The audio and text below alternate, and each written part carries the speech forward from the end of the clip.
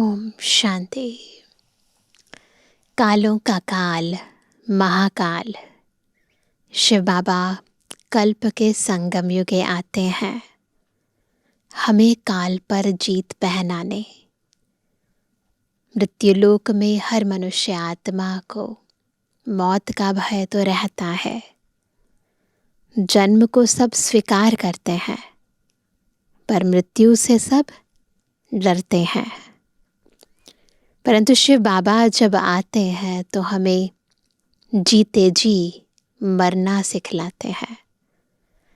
दुनिया में लोग जब मरते हैं तो देह अलग, आत्मा अलग हो जाती है, परंतु हम प्रतिदिन ये अभ्यास करते हैं देह में रहते अपने को आत्मा निश्चय करने का। दुनिया में लोग मरते हैं तो कहते हैं प्रभु को प्यारा हो गया, और हम जीते जी जग से न्यारे और बाबा के प्यारे बन जाते हैं। तो ये मौत बहुत मीठा मौत है, जिसमें परमात्मा से सर्व प्राप्तियों का सुख, सर्व संबंधों का सुख आत्मा को प्राप्त होता है, जिससे आत्मा के विकर्म विनाश होते हैं, पाप दग्ध होते हैं, आत्मा संपन्न बनती है, संपूर्ण बनती है, पतित से पावन बन जाती है। आज की मुरली भी बाबा हमें कैसे इस मृत्यु लोक से अमर लोक की ओर ले जाते हैं, मौत के भय से छुड़ाते हैं, उसकी विधि सिखा रहे हैं। सुनते हैं प्यारे बाबा के मधुर महावाक्य। आज है 25 तारीख 25 जुलाई 2026। बाबा के महावाक्य है, मीठे बच्चे तुम यहाँ आए हो अपने सहित सारी दुनिया की काया कल्प तरु बनाने। याद से ही काया कल्प तरु होगी। याद से न केवल आत्मा पवित्र बनती है, शुद्ध बनती है, अपितु ये काया भी, ये 5 तत्व भी कल्पतरु समान बन जाते हैं। प्रश्न है, नरकवासी से स्वर्गवासी बनने की विधि कौन सी है? अभी तुम बच्चों को जियेदान मिलता है, कैसे? उत्तर है, नरकवासी से स्वर्गवासी बनने के लिए ज़रूर मरना पड़े, है ना। नरक से स्वर्ग में जाना है तो मरना तो पड़ेगा। बाबा कहते, मैं आया हूँ तुम सबको मौत देने, तुम्हारी इस देह को खत्म कराए, बाकी आत्माओं को ले जाऊंगा। यही सच्चा जियदान है।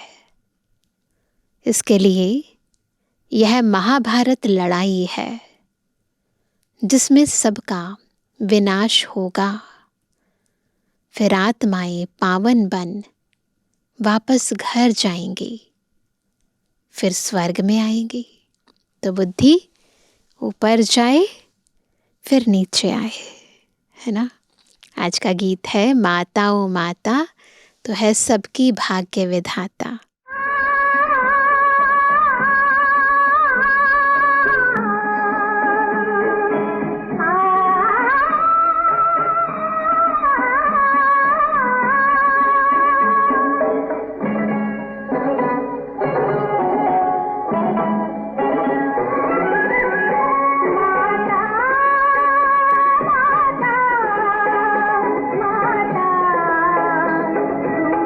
सबकी भाग्य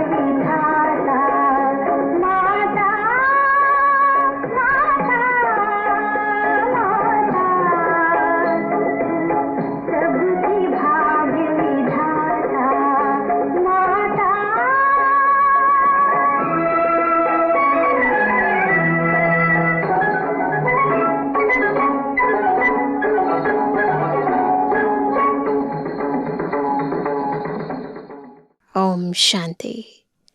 मीठे मीठे रूहानी बच्चों ने गीत की लाइन सुनी, जगत अम्बा की महिमा सुनी।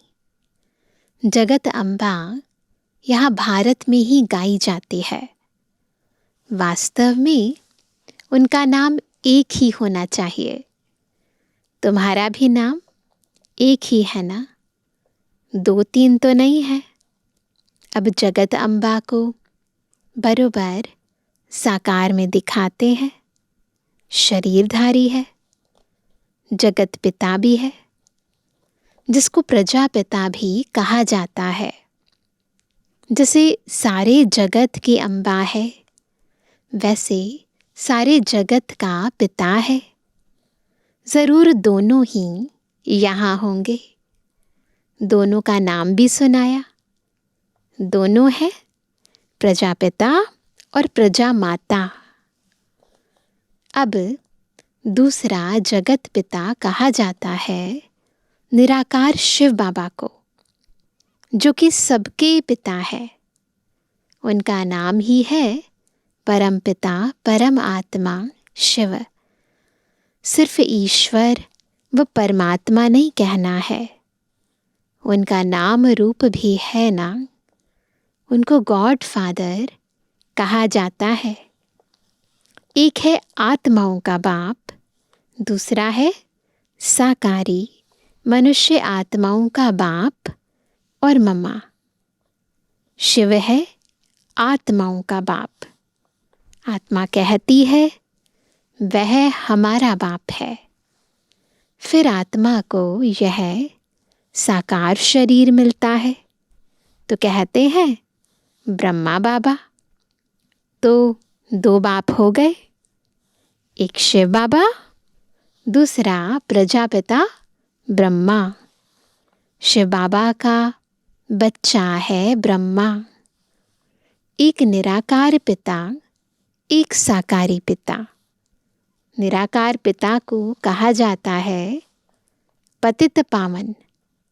ब्रह्मा व सरस्वती को पतित पावन नहीं कहा जाता। पतित पावन तो एक है। यह 2 हो गए। सब पुकारते हैं पतित पावन आओ, तो 2 बाप हो गए। शिव बाबा है रचयिता, नई दुनिया रचते हैं तो पहले ब्रह्मा को जरूर रचना है ना। विष्णु और शंकर को कभी प्रजापिता नहीं कहते हैं, क्योंकि वो प्रजा के पिता नहीं है। मनुष्य सृष्टि जगत के ऊपर यहाँ शिव बाबा ब्रह्मा मुख से ही ब्राह्मण आत्माओं की उत्पत्ति करते हैं, इसीलिए वही प्रजापिता है। ब्रह्मा को ही प्रजापिता कहते हैं, तो शिव बाबा प्रजापिता ब्रह्मा द्वारा एडॉप्ट करते हैं। कहते हैं हम शिव बाबा के बच्चे हैं। शिव बाबा ने इसमें प्रवेश कर एडॉप्ट किया है। वही आत्माओं को पावन बनाते हैं।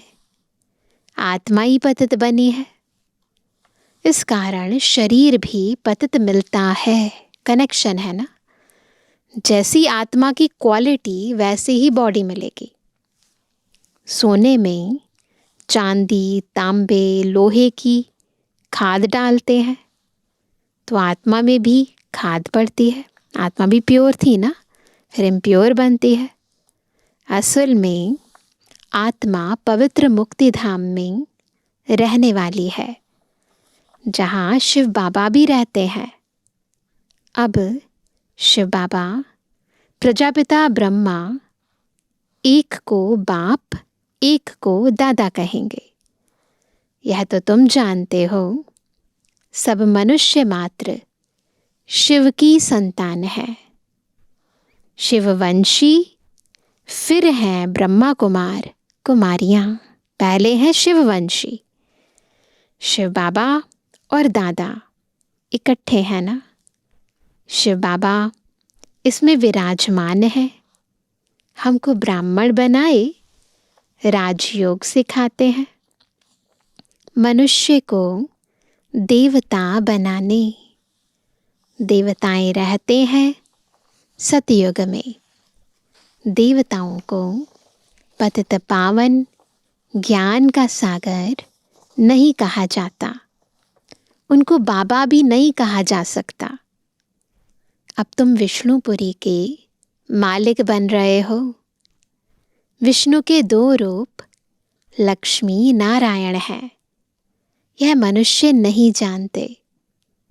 जो भक्ति करते हैं उनको 2 बाप जरूर है। सतयुग में एक बाप होता है। वहाँ ऐसे नहीं कहते कि हे परम पिता परमात्मा, दुख हरता सुख करता, आओ। वहाँ तो देवी देवताओं का राज्य था। वे कभी हे गॉड फादर लिबरेटर नहीं कहेंगे। वहाँ कोई पतित दुखी होते ही नहीं। जो पतित पावन को बुलाएं। तुम जानते हो भारत में आज से 5000 वर्ष पहले देवी देवताओं का राज्य था। बिल्कुल एक स्टोरी की तरह बाबा बताते हैं। पीछे फिर 1250 वर्ष बाद होता है राम सीता का राज्य। बाप सिद्ध कर बताते हैं, सतयुग त्रेता में तुमने 21 जन्म लिए। ब्राह्मण, देवता, क्षत्रिय सब भारत में ही बनते हैं। बाप आकर पुरानी दुनिया को नया बनाते हैं, रीजुवनेट करते हैं, काया कल्प तरु बनाते हैं, अमर बनाते हैं। तुम बच्चों को बाप आकर अमर लोक का मालिक बनाते हैं। जब भारत अमर लोक था तब देवताओं का राज्य था। सीढ़ी उतरते उतरते मृत्यु लोक में आकर मालिक बने हैं। कहते हैं ना, हमारा भारत, तो प्रजा भी मालिक हुई ना, है ना। इस देश के अंदर प्राइम मिनिस्टर भी कहेंगे हमारा भारत, और कोई रिक्शे वाले होते हैं या घर में रहने वाली माताएं हैं या स्कूल में जाने बच्चे हैं या कोई मालिक है किसी इंडस्ट्री के, तो प्रजा भी यही कहेगी कि भारत हमारा देश है ना। तो हैं तो दोनों ही मालिक, दोनों ही कहेंगे भारत हमारा है, परंतु पद में तो फर्क है ना। तो बाबा कहते हैं तो प्रजा भी मालिक हुई ना। तुम भी कहेंगे हमारा भारत। हम भारत के मालिक थे परंतु नरकवासी। देवताएं कहेंगे हम स्वर्गवासी हैं। तुम भी स्वर्गवासी थे, फिर 84 जन्म भोग नरकवासी बने हो। यहाँ भारत में ही शिव बाबा जन्म लेते हैं। शिवरात्रि और शिव जयंती गाई जाती है। श्री कृष्ण जयंती भी मनाते हैं। उनकी तो वेला भी बताते हैं कि किस टाइम पर किस ग्रह नक्षत्र में उनका जन्म हुआ। फलाने समय माता के गर्भ से जन्म हुआ। सतयुग में जन्म तो जरूर माता के गर्भ से लिया होगा। श्री कृष्ण जयंती होती है सतयुग नई दुनिया में, फिर पुनर्जन्म में आने लगा। वही आत्मा पुनर्जन्म में आने लगी। बाबा सिर्फ एक की बात नहीं करते। श्री कृष्णपुरी सो विष्णुपुरी, एक की बात नहीं है, पूरी डिनाइस्टी है। राजाएं उतरते हैं तो सारी डिनाइस्टी उतरती है। सीढ़ी नीचे उतरते जाते हैं, उसमें राजा रानी प्रजा सब आ जाते हैं। जब चंद्रवंशी का राज्य होता है तो सूर्यवंशी का राज्य पास्ट हो गया, ट्रांसफर होकर चंद्रवंशियों को मिलता है वही राज्य। फिर वैश्यवंशियों को मिलता है। अब तुम समझते हो, हम ब्राह्मण कुल के हैं चोटी। सभी धर्मों में सबसे श्रेष्ठ धर्म, सभी वर्णों में सबसे श्रेष्ठ, टॉप नॉट ब्राह्मण।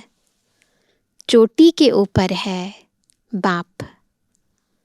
हम पहले ब्राह्मण थे, फिर शूद्र अथवा पैर बने। विराट रूप के चित्र में दिखाते हैं ना, पैर से एकदम चोटी बनते हैं, बाजोली खेलते हैं। पहले शिव बाबा, फिर है चोटी यानी ब्राह्मण। बाबा ने तुमको ब्राह्मण बनाया है। अब तुम शिव बाबा को बाबा बाबा कहते हो। इस हिसाब से पोत्रे पोत्रियां हो गए। तुम जानते हो कि हम सब ब्रह्मा की संतान है, ब्राह्मण ब्राह्मणियां, है ना, टॉप नॉट है ना। एक बाप के हम सब बच्चे हैं। भाई बहन कब क्रिमिनल असॉल्ट कर नहीं सकते। देह की दृष्टि ना जाए, आत्मिक दृष्टि। कितने ढेर बच्चे सब कहते हैं बाबा, तो इतने सब झूठे थोड़े ही हो सकते। सबका बाप तो वही निराकार शिव और साकार प्रजापिता ब्रह्मा है। बस सारी दुनिया की सर्व मनुष्य आत्माओं का शिव बाबा और ब्रह्मा बाबा। एक बाप के बच्चे भाई बहन ठहरे। तुमको पवित्र जरूर बनना है। स्त्री पुरुष पवित्र कैसे बने, इसलिए यह युक्ति ड्रामा में नूंदी हुई है, जो हम एक बाप के बच्चे बनते हैं। प्रजापिता ब्रह्मा के बच्चे ब्रह्मा कुमार कुमारियां बनते हैं, तो ये युक्ति है। यहाँ सिर्फ ब्रह्मा कुमार कुमारियां हैं, कोई शूद्र कुमार कुमारी है नहीं। जो बाबा के बच्चे बने हैं ना, वह है पतित, दुनिया में शूद्र, तुच्छ बुद्धि। क्यों? क्योंकि बाप को नहीं जानते हैं। कहते हैं ओ गॉड फादर, है ना, बस मुख से बोलते हैं। अच्छा, उनका ऑक्यूपेशन पता है? पूछो उनसे।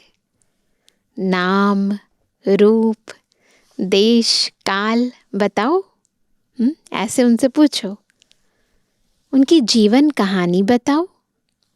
अगर नहीं जानते हो तो नास्तिक ठहरे।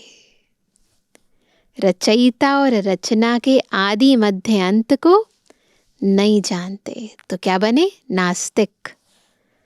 वह है ही पतित दुनिया। सतयुग पावन दुनिया, कलयुग को पतित दुनिया कहा जाता है। इस समय बिल्कुल तमो प्रधान है। इनको रौरव नरक कहा जाता है, जिसका वर्णन गरुड़ पुराण में है। इनकी भी स्टेजेस होते हैं। द्वापर से नरक बनना शुरू होता है, फिर वृद्धि को पाता है, पॉपुलेशन भी बढ़ती जाती है, नरक बढ़ता जाता है। भक्ति भी पहले सत्व प्रधान अव्यभिचारी थी, एक की, फिर सतो रजो तमो होती है। तुमने देखा होगा जहाँ 3 रास्ते मिलते हैं उसको टिवाटा कहते हैं। दुनिया में लोग टिवाटे की भी पूजा करते हैं। उस पर तेल आदि चढ़ाते हैं, माथा झुकाते हैं।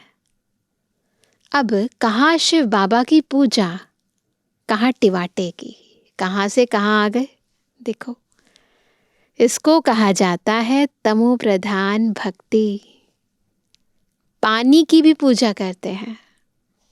पतित पावनी गंगा बहुत गाते हैं ना, तो भक्ति तमो प्रधान हो गई ना, तत्वों की पूजा कर रहे हैं। अब पतित पावन कौन? पानी की गंगा कैसे पतित पावनी हो सकती है? थोड़ा सोचो ना, वह तो पानी है ना। पतित पावन तो बाप है। शिव जयंती भी भारत में होती है तो जरूर भारत में ही आता होगा पतितों को पावन देवता बनाने। ब्रह्मा तन में आकर मनुष्यों को देवता बनाते हैं। यहाँ तुम आते ही हो पतित से पावन बनने। जैसे तुम्हारी 2 भुजाएं हैं, वैसे उन्हों की भी 2 भुजाएं हैं। ऐसे नहीं जो भक्ति मार्ग में दिखाई है इतनी सारी भुजाएं। 4-8 भुजा वाला कोई मनुष्य होता नहीं, प्रतीकात्मक है ना। ये अलंकार दे दिए हैं। बाबा कहते हैं ये सब अलंकार है। चतुर्भुज दिखाया है प्रवृत्ति मार्ग दिखाने के लिए। ये दिखाने के लिए सिंगल नहीं है, डबल है, कपल है। तो प्रवृत्ति दिखाने के लिए चतुर्भुज दिखाए हैं। विष्णुपुरी लक्ष्मी नारायण की पुरी को कहा जाता है। वैष्णव अक्षर भी विष्णु से निकला है ना। देवताएं वैष्णव थे, पवित्र थे। वल्लभाचारी वैष्णव होते हैं वेजिटेरियन। वह कोई निर्विकारी नहीं होते हैं, है ना। वैष्णव का मतलब समझते हैं वेजिटेरियन को। बाकी ऐसे नहीं कि शरीर भी पवित्र रहता है, वो नहीं। उन्हों की बड़ी हवेलियां होती हैं। वैष्णव का अर्थ ही नहीं समझते हैं। विष्णुपुरी में रहने वालों को वैष्णव कहा जाता है। तो इस दुनिया में तो कोई वैष्णव हो नहीं सकता, क्योंकि वैसे भी पवित्र नहीं है। केवल भोजन की परहेज करने से वैष्णव नहीं बनेंगे। तो बाबा कहते हैं वैष्णव पवित्र को कहा जाता है। राधे कृष्ण का अलग मंदिर, लक्ष्मी नारायण का अलग मंदिर बना दिया है। भारतवासी जानते ही नहीं कि उन्हों में क्या फर्क है। राधे कृष्ण ही लक्ष्मी नारायण बनते हैं, यह किसको भी पता नहीं। वह है बचपन का रूप, वह है बड़ेपन का रूप। लक्ष्मी नारायण के छोटेपन के चित्र कोई है नहीं। लक्ष्मी नारायण को सतयुग में, राधे कृष्ण को द्वापर में ले गए हैं। अभी तुम रचयिता बाप और रचना के आदि मध्य अंत को जान गए हो। बाबा झाड़ का भी राज समझाते हैं, ड्रामा का भी राज समझाते हैं। झाड़ को देखने से समझेंगे कि शंकराचार्य तो कलयुग में आते हैं। देखा है ना, कल्प वृक्ष का जो चित्र है, झाड़ का चित्र, नीचे ब्राह्मण है। फिर जब ब्रांचेस शुरू होती हैं तो देखते हैं ना, ऊपर जाके शंकराचार्य द्वारा जो है वो सन्यास धर्म की स्थापना हुई। तो बाबा कहते हैं तब जाके पता चलता है कि शंकराचार्य तो कलयुग में आते हैं। सन्यासियों की डिनाइस्टी सतयुग में तो हो नहीं सकती। सब भगवान के बच्चे हैं तो स्वर्गवासी होने चाहिए, क्योंकि बाबा है हेवनली गॉड फादर, हेवन की रचना करते हैं। परंतु स्वर्गवासी तो सब होते नहीं हैं, सिर्फ देवताएं ही होते हैं। अभी तुम ब्राह्मण वंशी बने हो, फिर देवता बनेंगे। पवित्र जरूर बनना है। तुम जानते हो छोटे बड़े सब ब्रह्मा कुमार कुमारियां हैं। दोनों कहते हैं बाबा हम आपके बच्चे हैं, ब्राह्मण हैं। यह है बाप दादा, आदिदेव ब्रह्मा और शिव बाबा। तुम जानते हो हम ब्रह्मा बाबा और शिव बाबा के सामने बैठे हैं। बाप कहते हैं मुझे याद करो तो पतित से पावन बन जाएंगे। हम वर्षा शिव बाबा से लेते हैं। शिव बाबा हमारा बाप भी है, पतित पावन भी है, गुरु भी है। अब यह है संगम युग, पतित से पावन बनने का मेला। पतित पावन द्वारा ही पावन बनते हैं।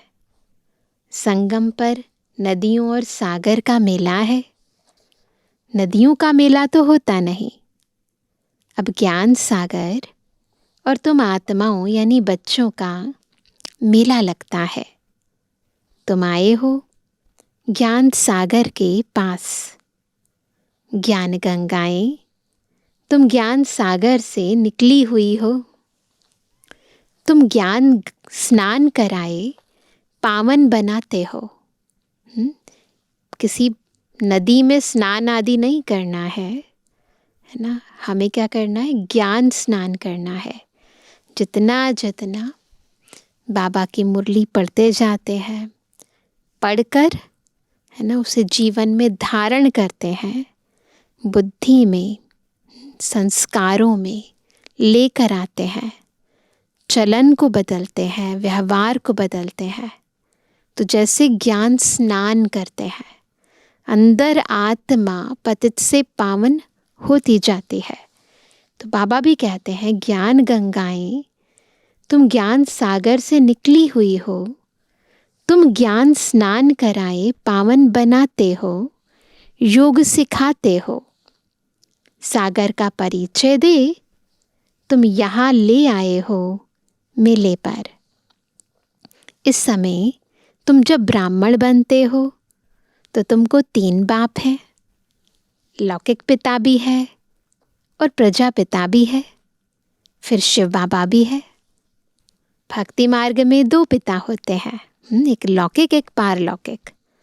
सतयुग में एक पिता होगा, पारलौकिक का भी वहाँ पता नहीं होगा। यह समझने की बातें हैं। अभी तुम्हारी आत्मा कहती है मेरा तो एक शिव बाबा, दूसरा न कोई। आत्मा बुद्धि से बाबा को अपना पिता स्वीकार करती है।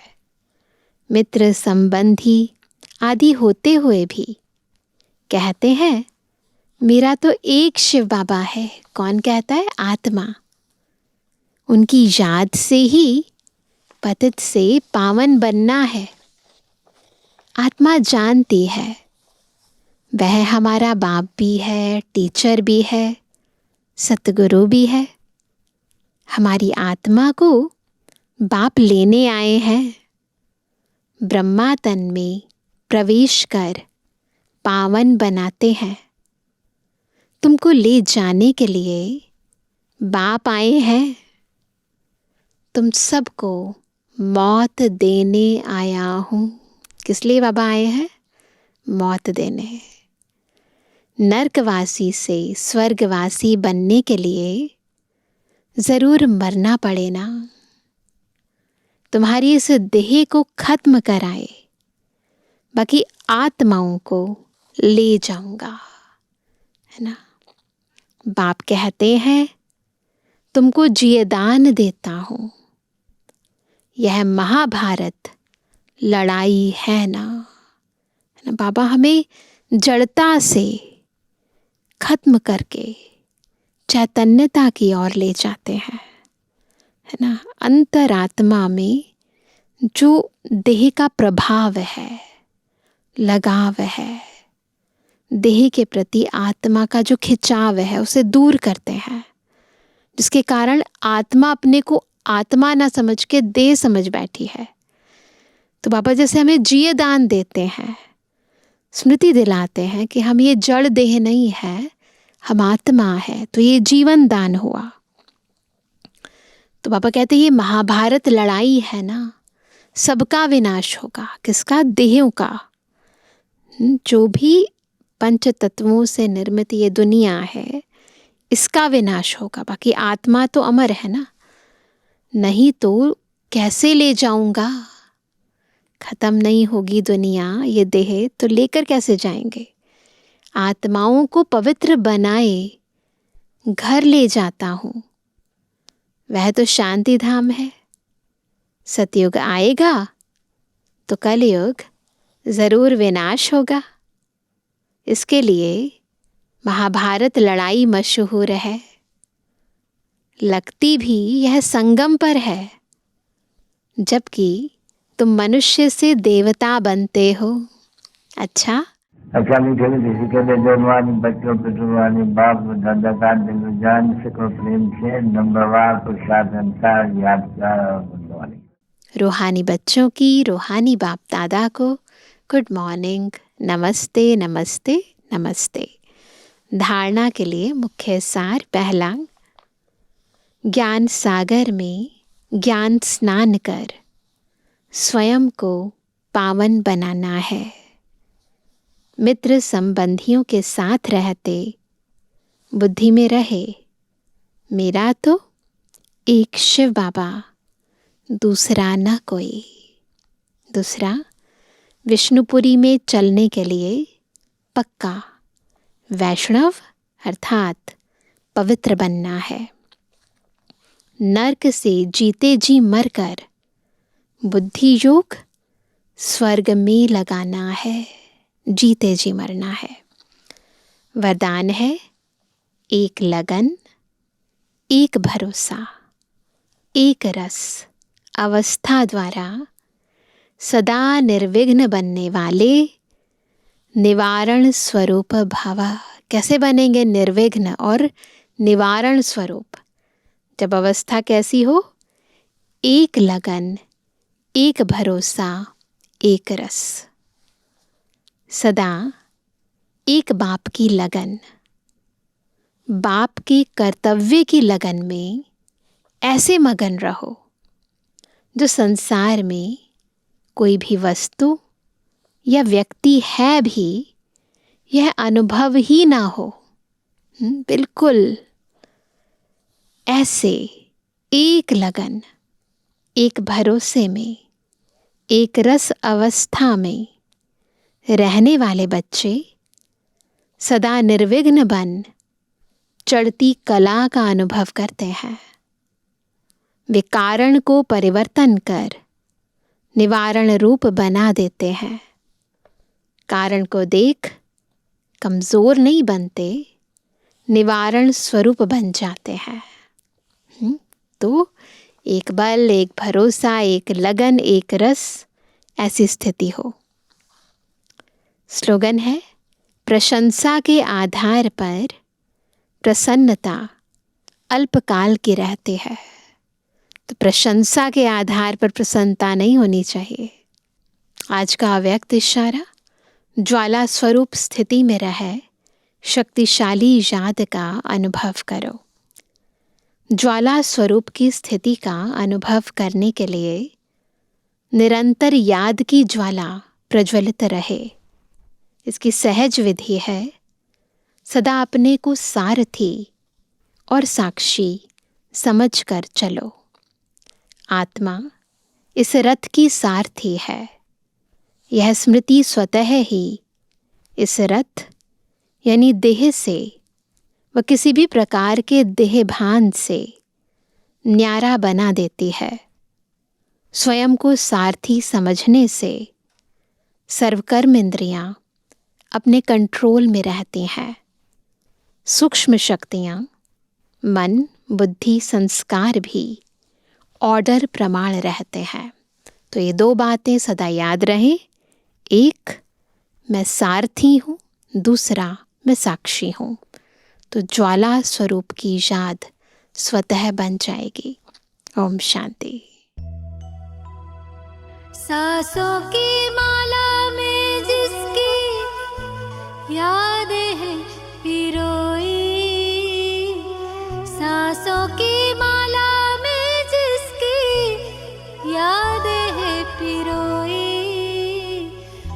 मेरे तो शिव बाबा एक दूसरो न कोई।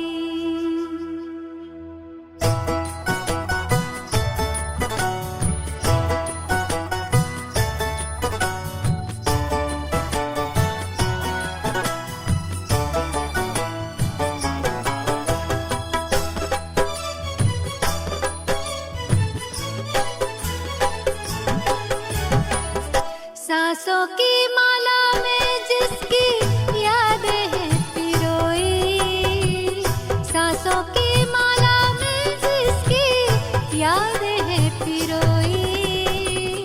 मेरे तो शिव बाबा एक दूसरों ना कोई, मेरे तो शिव बाबा एक दूसरों ना कोई। बाबा ही संसार मेरा, दुनिया मेरी वो ही, बाबा ही संसार मेरा, दुनिया मेरी वो ही। मेरे तो शिव बाबा एक दूसरों न कोई, मेरे तो शिव बाबा एक दूसरों ना कोई।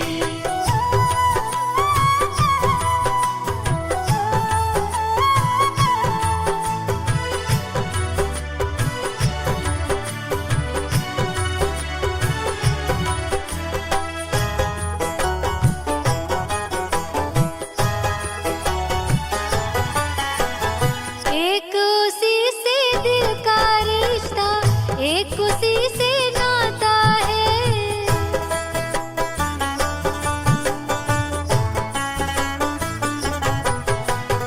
एक उसी से दिल का रिश्ता, एक उसी से नाता है। इन नैनों को सिवा शिव के और नजर न आता है। इन नैनों को सिवा शिव के और नजर ना आता है। मात पिता शिक्षक सद्गुरु, मात पिता शिक्षक सद्गुरु, बंधु सखा सब वो ही। मेरे तो शिव बाबा एक दूसरों न कोई, मेरे तो शिव बाबा एक दूसरों ना कोई।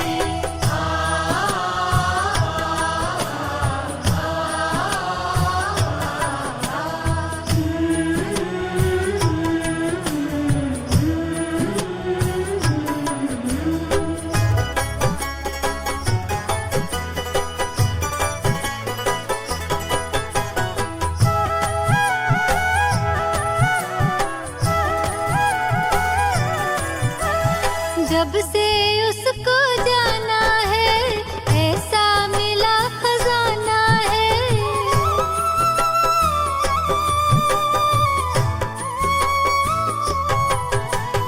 जब से उसको जाना है, ऐसा मिला खजाना है।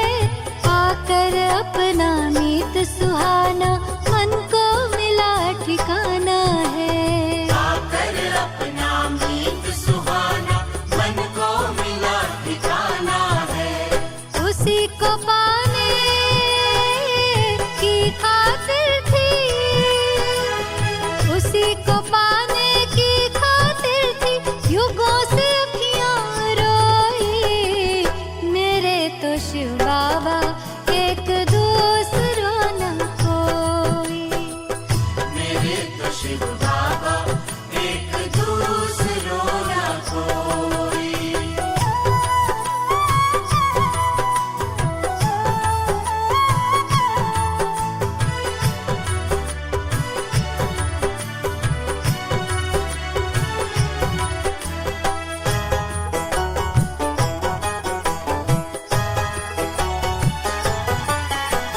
संग उसी के खेलों खाऊं, साथ मेरा सिर जाऊं।